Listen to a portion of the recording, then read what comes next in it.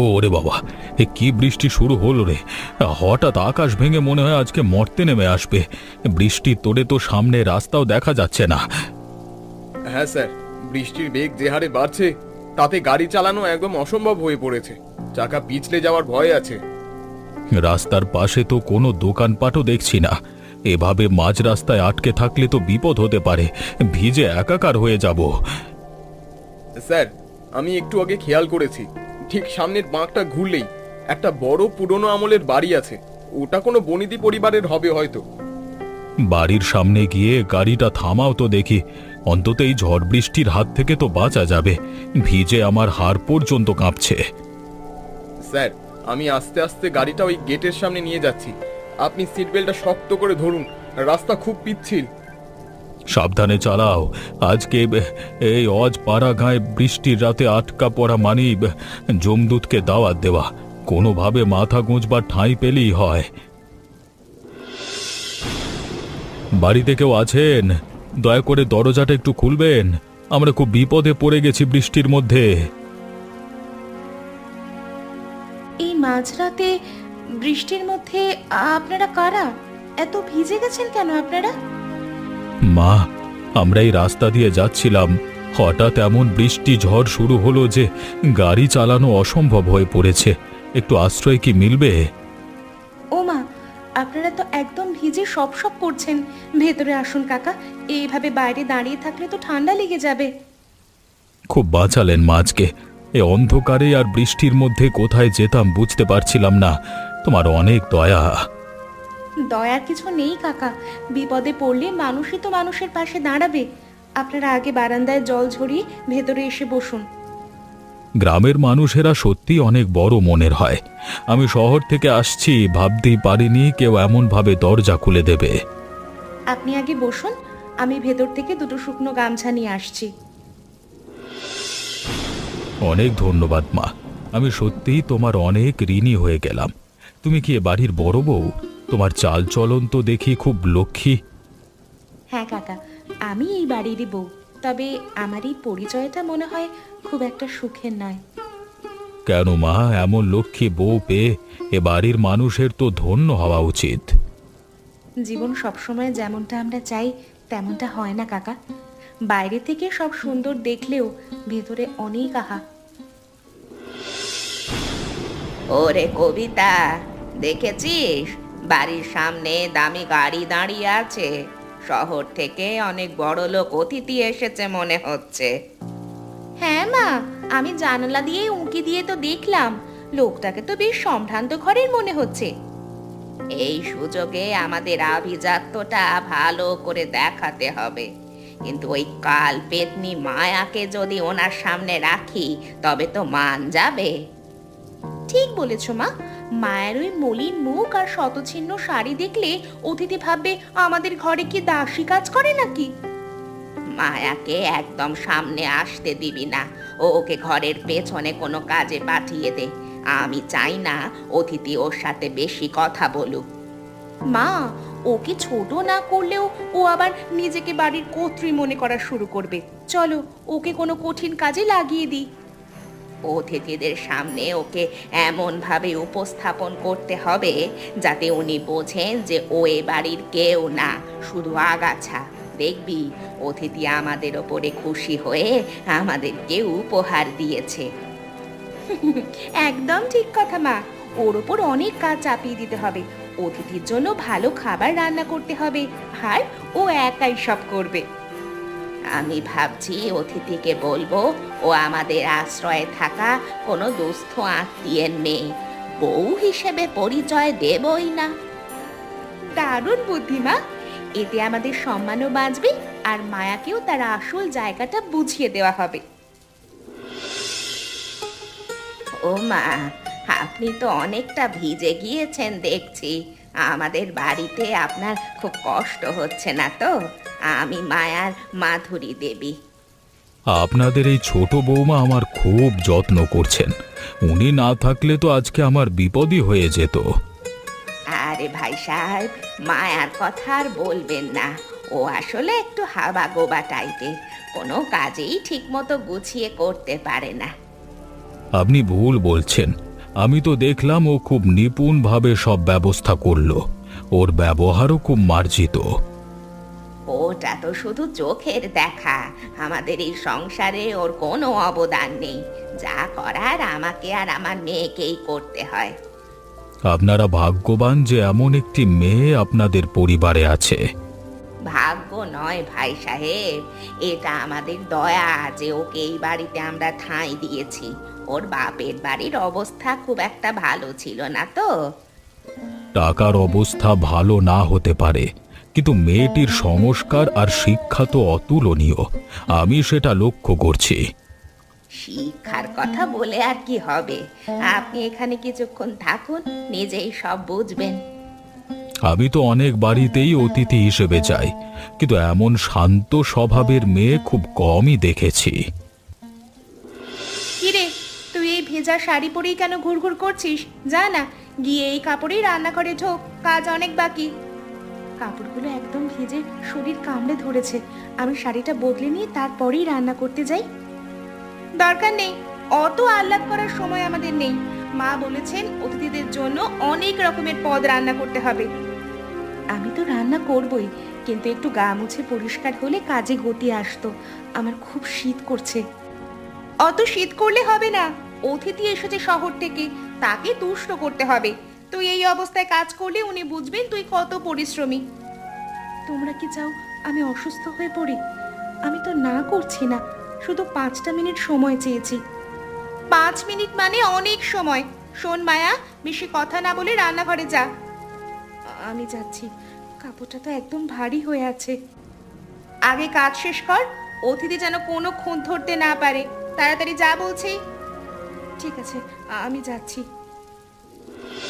এগো বড় বৌমা, রান্নাঘরের খবর কি? অতিথি তো অনেকক্ষণ ধরে বসে আছেন, এখনো ধোঁয়া বের হচ্ছে না কেন? মা, আমি তো মশলা বাটছি, উনুন ধরিয়েছি মাত্র। অনেকগুলো পদ তো, তাই একটু সময় লাগছে একা হাতে করতে। আজ কিন্তু সব রান্না একা তোমাকেই করতে হবে। কবিতা আজ বিশ্রাম নেবে, ওর শরীরটা ভালো নেই। কোনো অজুহাত কিন্তু চলবে না। আমি চেষ্টা করছি মা, মাংসটা রান্না করা হয়ে গেছে, এবার মাছটা ভাজতে শুরু করব। আপনারা চিন্তা করবেন না। সাবধান মায়া, নুন বা ঝাল যদি একটু কম বেশি হয় তবে কিন্তু অতিথির সামনে তোমাকে অনেক কথা শুনতে হবে। ছাড়বো না কিন্তু একদম। আমি খুব সাবধানেই রাঁধছি মা। আপনারা তো জানেন আমি কোনো কাজে ফাঁকি দিই না। আমাকে শুধু একটু শান্তিতে কাজ করতে দিন। শান্তি পাবে কাজ শেষ হলে। অতিথি যখন খেয়ে প্রশংসা করবে তখন হবে শান্তি। তার আগে কিন্তু ঘাড় নিচু করে কাজ করো। আমি তো সবসময় মাথা নিচু করেই থাকি মা, কিন্তু শরীরটা আজ আর দিচ্ছে না। শরীর শরীর করিস না তো। আমাদের যুগে আমরা 10 জনের রান্না একাই করতাম। এখনকার মেয়েদের শুধু নখটা বেশি। নকরা নয় মা, সত্যি শরীরটা আমার কাঁপছে, কিন্তু আপনার হুকুম তো পালন করতেই হবে। আমি করছি সব। শোন, সবজিগুলো একদম মিহি করে কাটবি, আর অতিথি যেন গরম গরম পায় সব। বাসি কোনো কিছু দিবি না। জি মা, আমি খেয়াল রাখছি। আপনি গিয়ে অতিথির কাছে বসুন, আমি সময় মতো সব খাবার পাঠিয়ে দেব টেবিলে। কি গো মা, তোমার মা কোথায় গেলেন? আর রান্নাঘর থেকে তো খুব সুন্দর মশলার সুগন্ধ আসছে। মা একটু ভেতরে গেছেন ওনার ওষুধ খাওয়ার জন্য। আর রান্নার কথা বলছেন, ও তো কাজের লোক করছে, মানে আমাদের সেই বউ। ও আচ্ছা, তোমাদের সেই বড় বৌমা বুঝি? ওর হাতের কাজ তো বেশ গোছানো মনে হচ্ছে। গোছানো নয় কাকা, ও একটু বেশি দেরি করে কাজ করে। আমরা ওকে কাজ না দিলে ও বসেই থাকতো আলসেমি করে। আমি তো উল্টোটাই দেখলাম। তোমাদের বাড়ির কাজের ধারা তো বেশ কড়া মনে হচ্ছে। করা না হলে কি আর চলে কাকা? এই এত বড় সংসার সামলাতে হলে আমাদের তো একটু শক্ত হাতেই সব ধরতে হয়। তোমার মা তো বলছিলেন বৌমা নাকি কিছুই পারেন না, অথচ সুগন্ধ তো বলছে ভিন্ন কথা। রান্নায় উনি বেশ পটু। আরে ওইটুকু না পারলে কি আর এই বাড়িতে থাকতে দিতাম? যা পারে সব আমাদের শেখানো। ও বাপের বাড়ি থেকে কিছুই জানতো না। বাপের বাড়ির দোষ না খুঁজে নিজেদের বাড়ির গুণ খোঁজাটাই ভালো না? মেয়েটি তো খুব কষ্ট করে কাজ করছে। বুঝলাম, তদারকি করাটাও এক ধরনের কাজ বটে। তবে তদারকির চেয়ে একটু মমতা দেখালে হয়তো কাজটা আরো সুন্দর হতো। কষ্ট কোথায়? ও তো আমাদের আশ্রয়ে রাজরানী হয়ে আছে। একটু রান্না করা কি খুব কষ্টের কাজ বলে আপনার মনে হয়? আপনি শহর থেকে এসেছেন তো কাকা, তাই গ্রামের মেয়েদের চেনেন না, এদের একটুও ছাড় দিতে নেই। মা, আমি একটু জল খাওয়ার জন্য রান্নাঘরের দিকে আসছিলাম। তুমি একা একা এখানে এত কাজ করছো কেন? না কাকা, কোনো অসুবিধা নেই, আমি একাই সব সামলে নিতে পারছি। আর আপনার জল লাগবে? তুমি কি কাঁদছো মা? তোমার চোখ দুটো তো একদম লাল হয়ে আছে। ধোঁয়ায় নাকি অন্য কোনো কারণে? না কাকা, ধোঁয়ার জন্য হতে পারে, উনুনটা একটু বেশি ধোঁয়া ছাড়ছে। আপনি এদিকে আসবেন না, এখানে খুব গরম। মা, আমাকে লোকানোর চেষ্টা করো না। আমি বুঝতে পারছি তোমার ওপর দিয়ে অনেক ধকল যাচ্ছে। কেন এত অত্যাচার সহ্য করছো? কিছু না কাকা, আসলে এই সবই আমার ভাগ্য। কান্নাটা এখন অভ্যাসে পরিণত হয়ে গেছে, এটা কোনো ব্যাপার না। অভ্যাস কখনো খারাপ জিনিসের হতে নেই মা। তুমি এত ভালো রান্না জানো, এত পরিশ্রমী, তোমার তো মাথা উঁচু করে থাকা উচিত। মাথা উঁচুতে রাখার অধিকার সবার থাকে না কাকা। আমি শুধু চাই এই সংসারটা ভালোভাবে চলুক, তাতে আমার কষ্ট হলে হোক। সংসার কি শুধু একজনের আত্মত্যাগে চলে? তোমার বিক্রম কি এসব কখনো দেখেন না? তিনি তো তোমাকে সাহায্য করতে পারতেন। ওনাকে বলে কোনো লাভ নেই কাকা, উনি মায়ের অবাধ্য হতে পারেন না। আর আমি চাই না আমার জন্য ওনাদের মধ্যে কোনো বিবাদ হোক। তুমি সত্যি মহৎ মা, কিন্তু মনে রেখো, অন্যায় সহ্য করাও একটা পাপ। আমি তোমার জন্য কিছু করতে পারলে খুব খুশি হতাম, কিন্তু আমি তো অতিথি। তুমি শুধু নিজেকে শক্ত রেখো। আশীর্বাদ করবেন কাকা, আমি খাবারগুলো গুছিয়ে নিয়ে আসছি, আপনারা খাবার টেবিলে গিয়ে বসুন। বাহ, খাবারের চেহারা দেখেই বোঝা যাচ্ছে এর স্বাদ অতুলনীয় হবে। আপনারা সত্যিই খুব ভাগ্যবান যে এমন রাঁধুনি পেয়েছেন। হ্যাঁ ভাই সাহেব, রান্নাটা আসলে মায়াকে আমি সব শিখিয়েছি। আমার নির্দেশ ছাড়া ও কিছুই করতে পারে না। তাই নাকি? আসলে ও তো কিছুই জানতো না, আমি ওকে হাতে ধরে সব চিনিয়েছি। তবে আজ মনে হয় ঝালটা একটু বেশি হয়ে গেছে। একদম না, ঝাল মশলা একদম নিখুঁত হয়েছে। আমি শহরে এত বড় বড় রেস্তোরাঁয় খেয়েছি, কিন্তু এমন তৃপ্তি কোথাও পাইনি। আপনি প্রশংসা করছেন দেখে ভালো লাগছে, তবে মায়া তো অনেক দেরি করে ফেললো খাবারগুলো সাজাতে। দেরি তো হবেই। একাই যদি এতগুলো পদ রান্না করতে হয় তবে তো সময় লাগবেই। আপনারা ওকে সাহায্য করলে আরো আগে হতো। ওই গো মায়া, অতিথির পাতে মাছের মাথাটা দাও। আর শোনো, তরকারি যেন কম না পড়ে। ভাই সাহেব, আপনি বোধহয় মায়ার প্রতি একটু বেশি সদয় হয়ে পড়ছেন। ও কিন্তু মাথায় উঠে যাবে। মাথা যাদের উঁচু থাকে মা, তাদের ওপর সদয় হওয়াটা ধর্মের কাজ। আর যে গুণের কদর করে না, সে আসলে নিজেই অভাগা। তুমি কি এখনো জেগে আছো? আজ আমাকে সবার সামনে অনেক অপমান করা হয়েছে। তুমি সবসময় শুধু এই নালিশই করো মায়া। মা আর কবিতা তোমাকে কি এমন বলেছে? তুমি একটু বেশি বাড়িয়ে বলো। বাড়িয়ে বলছি না, আজ ঝড়ের রাতে আসা সেই অপরিচিত মানুষটিও আমার কষ্ট বুঝলো, কিন্তু তুমি বুঝলে না। অতিথি মানুষ তোমায় দুটো সান্ত্বনা দিয়েছে বলে তুমি এখন আকাশ ছোঁয়ার স্বপ্ন দেখছো। মা যা করেন আমাদের মঙ্গলের জন্যই করেন। ভেজা কাপড়ে রান্না করা কি আমার মঙ্গলের জন্য? সবার সামনে আমাকে কাজের লোক সাজানো কি আমার মঙ্গলের জন্য? আমি মায়ের বিরুদ্ধে যেতে পারি না, তুমি তো জানো। তুমি আজ যদি একবার প্রতিবাদ করতে, তবে আমার এত কষ্ট হতো না। মা একটু সেকেলে চিন্তার মানুষ, তাই ওসব বলেছেন। তুমি ওসব কানে নিও না, এখন ঘুমাও তো, কালকে অনেক কাজ। কাজ তো রোজই থাকে, কিন্তু মনের ভেতরে যে ক্ষত তৈরি হচ্ছে তার ওষুধ কি? তুমি কেন আমাকে এই নরক থেকে বের করো না? তুমি অতিরিক্ত ভাবছো মায়া। এই বড় বাড়িতে তোমার অভাবটা কি? ডাল ভাত তো জুটছে, এটাই তো বড় কথা। আমি শুধু ডাল ভাতের কাঙাল নই বিক্রম। তোমাদের এই বাড়িতে আমি শুধু একটা আসবাবপত্র ছাড়া আর কিছুই নই। অনেক হয়েছে নাটক, আমি এখন খুব ক্লান্ত। তুমি যদি শান্তি চাও তবে মায়ের কথা শুনে চলো, আর কথা বাড়াবে না। বিক্রম, দেখলি তো বৌমার আস্পর্ধা? কাল শহর থেকে আসা লোকটার সামনে ও কেমন আদিক্ষেতা করছিল। মা, মায়া তো শুধু রান্না করেছে, অতিথি নিজেই ওর প্রশংসা করেছেন, এতে মায়ার কি দোষ? দোষ নেই মানে? ওর কি উচিত ছিল না অতিথিকে বলা যে মা আমাকে সব শিখিয়েছেন? ও তো সব কৃতিত্ব নিজে নেওয়ার চেষ্টা করলো। ও তো তেমন কিছু বলেনি, তুমি হয়তো একটু ভুল বুঝেছো মা। ও অনেক পরিশ্রম করেছে কালকে। তুই তো সব সময় ওরই পক্ষ নিবি, কিন্তু মনে রাখিস এই মেয়েটা একদিন আমাদের সংসারে আগুন লাগাবে। ও বড়ই অবাধ্য। তাহলে এখন কি করতে বলো মা? আমি তো ওকে বুঝিয়ে বলেছি শান্ত থাকবার জন্য। বুঝিয়ে হবে না, এই মেয়েটা এখন সমস্যা হয়ে দাঁড়িয়েছে। ওকে এই বাড়ি থেকে সরিয়ে দিলে তবেই আমার শান্তি ফিরবে। সরিয়ে দেওয়া মানে? তুমি ওকে বাপের বাড়িতে পাঠিয়ে দেওয়ার কথা বলছো? বাপের বাড়ি হোক বা অন্য কোথাও, ও যেন আমাদের দু চোখের সামনে না থাকে।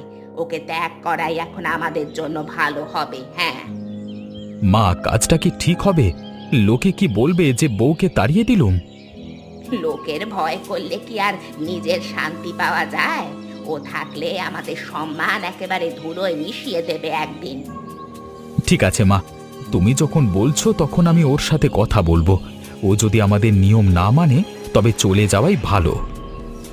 এই তো আমার লক্ষ্মী ছেলে, তুই বুঝতেই পারছিস না এই মেয়েটা কত বড় বিপদ ডেকে আনতে পারে।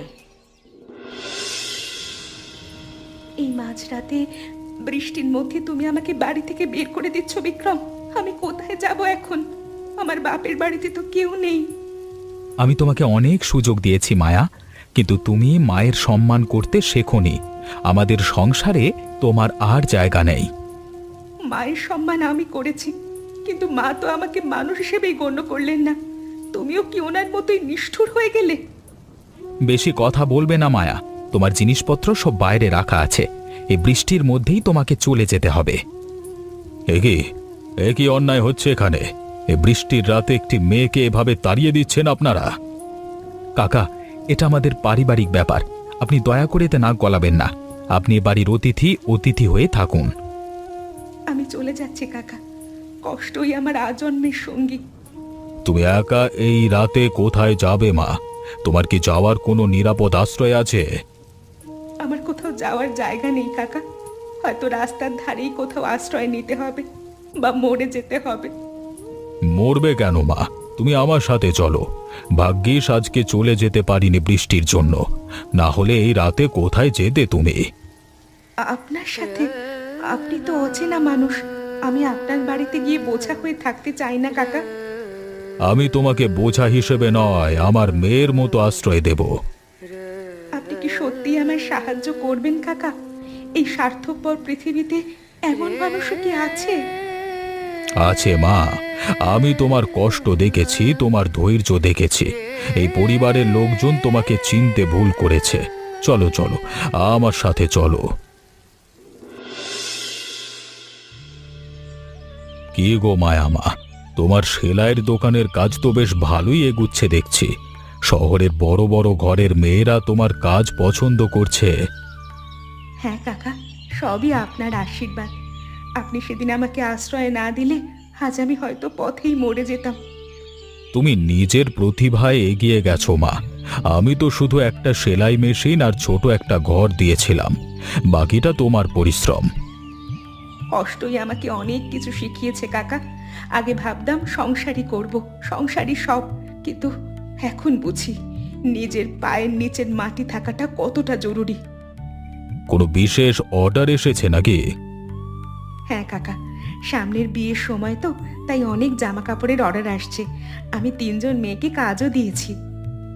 বাহ, তুমি এখন সফল উদ্যোক্তা। যে মেয়েটি একদিন রান্নাঘরের কোণে কাঁদতো, সে আজ কত মানুষের অন্ন যোগাচ্ছে। আমি চাই না কোনো মেয়ে আমার মতো এভাবে হেরে যাক। কাজই মানুষকে পরিচয় দেয় কাকা, এটাই আমার শান্তি। তোমার চোখের দিকে তাকালে এখন আত্মবিশ্বাস দেখতে পাই মা। যারা আমাকে অবজ্ঞা করেছিল তারা একদিন বুঝবে আমি আসলে কি ছিলাম।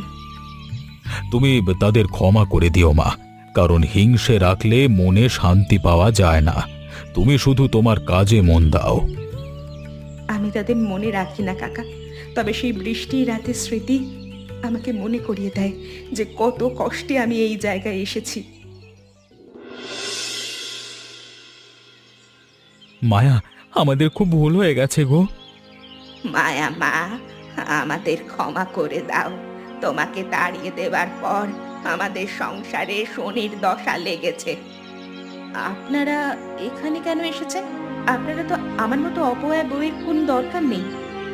তুমি চলে যাবার পর মা বুঝতে পেরেছেন তোমার মূল্য কত ছিল। কবিতা এখন সারা দিন ঝগড়া করে মায়ের সাথে। মা, আমরা খুব অভাবের মধ্যে পড়ে গেছি। তুমি তো এখন অনেক টাকা কামাও, আমাদের কি আর একটা সুযোগ দিবি না? সুযোগ তো আমি অনেকবার চেয়েছিলাম বিক্রম। সেদিন যখন বৃষ্টির মধ্যে আমায় তাড়িয়ে দিচ্ছিলে তখন কি একটা বারের জন্য মনে পড়েনি? আমি খুব লজ্জিত মায়া, আমি মায়ের কথায় অন্ধ হয়ে গেছিলাম।